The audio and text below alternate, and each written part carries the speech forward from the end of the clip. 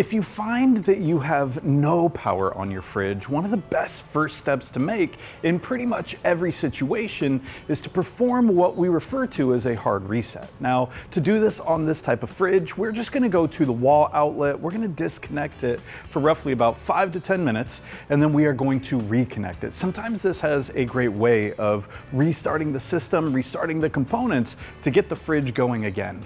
If you notice that you have done the hard reset, but we still are without power, then it's time to bring out the multimeter and trace exactly where it's coming from and where it's going.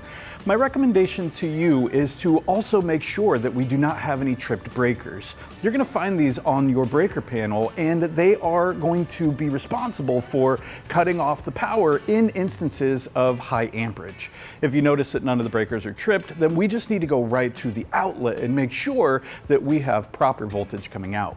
Now, as a general rule of thumb, we're looking for between 105 to 130 volts AC. This is going to be a normal and healthy operating range.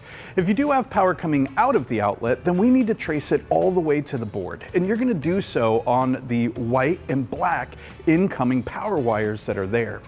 It's important to make sure that we have the voltage we need so we can expect the components using it to operate properly. And we need to check to make sure that that voltage is then going to the compressor.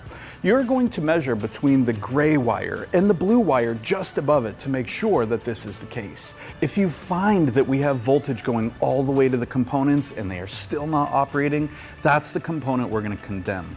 I recommend checking in with us at support to find out what's available and what is not in case we need to replace it.